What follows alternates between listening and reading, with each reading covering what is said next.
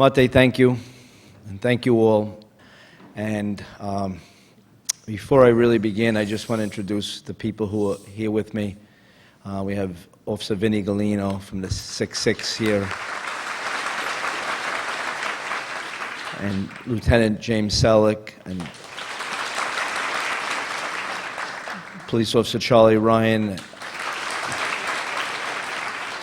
and Sergeant Ira Jablonski with me, and Lieutenant James Woods. I'm here at the invitation of High Lifeline and also at the direction of Police Commissioner Kelly.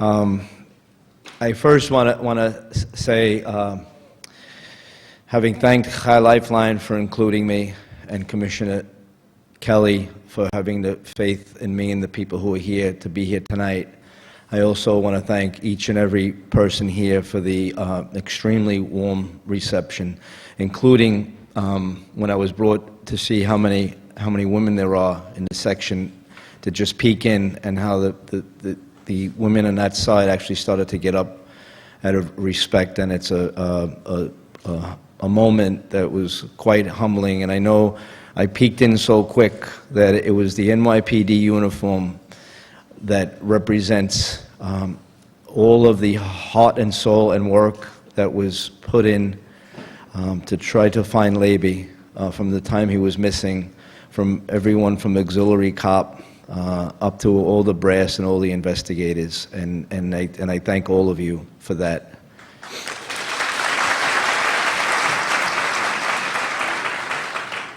The officers who are out those days, I just in and out of the streets of Borough Park. There were a number of times. There's one member here who I won't put on the spot by pointing out, but he came home, took his children home from their summer vacation from miles away from here, in the middle of the search.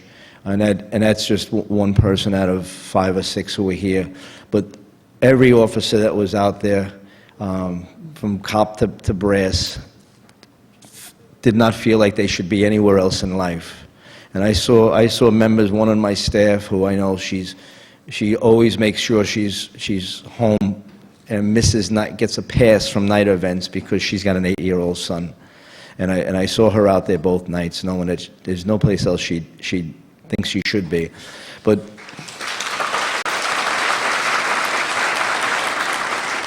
having said that, I can tell you that each time that we've gotten a thank you, that normally when the word thank you is expressed, it evokes a happy feeling. When someone says thank you for a present, the person who gave the present says you're welcome. And there's like this good feeling inside because you're reminded that you just gave something.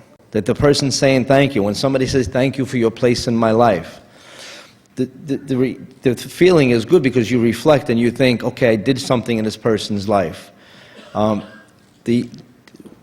Me and all who are part of this in the NYPD have experienced every time that someone said thank you to us, including tonight, including at Leiby's funeral, and including throughout that day.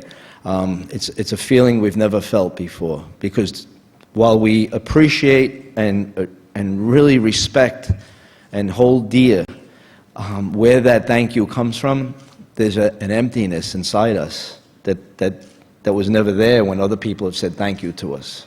An emptiness and a kind of a helplessness that we question and say, thank you for what? We were part of an effort out here.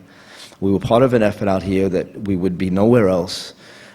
We had more help than I've seen in any major event, than in any particular community, with the exception of, or right up there with, September 11, 2001, in my 30-year career.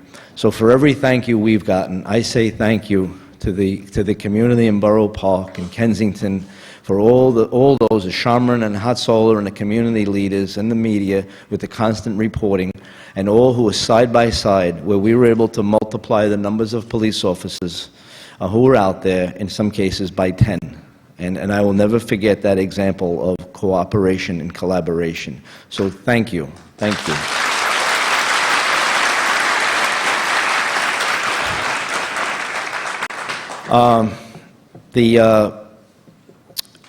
September 11th, 2001, we're up on a 10-year anniversary.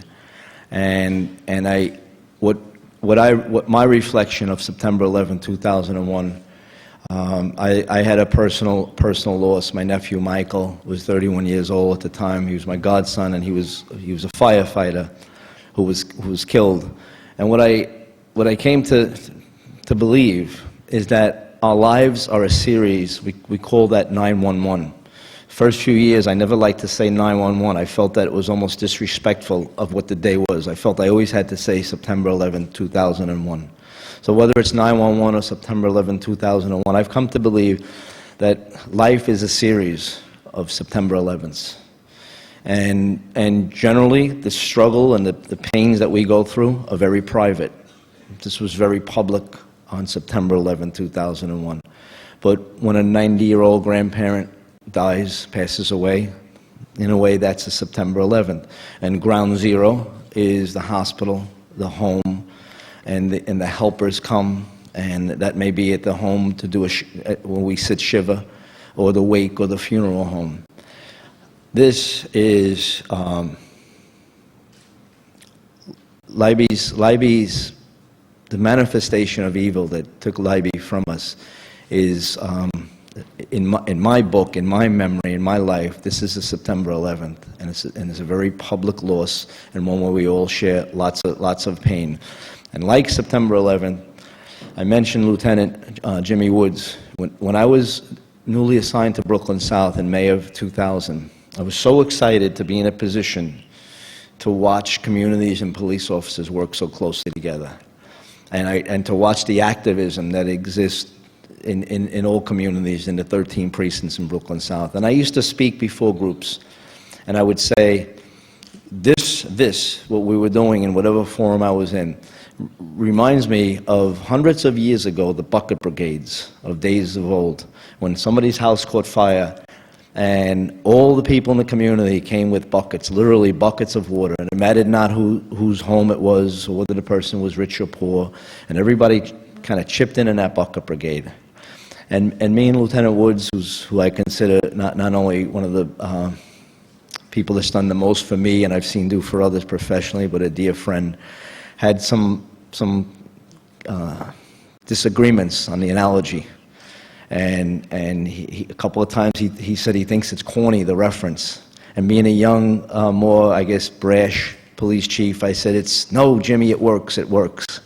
And I guess I kind of listened to him and tired of the reference and gave up on it after a bit. And only to find that when the towers fell, it was actually Lieutenant Woods who took a call from the command center down near Ground Zero or at headquarters and secured thousands and thousands of buckets from Home Depot that were part of the human bucket brigade that we saw at the towers in the months after, that we saw every day, and construction workers and police officers and firefighters and Hatzalah and some Sharman are part of that. And that's what we saw here in the last few days. That's what we saw here in the search for Leiby. And that's what this is tonight. This is the bucket brigade of old.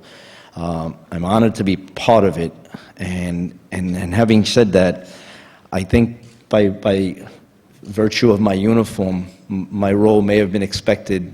What tips can I offer as far as protecting children, protecting each other, protecting us?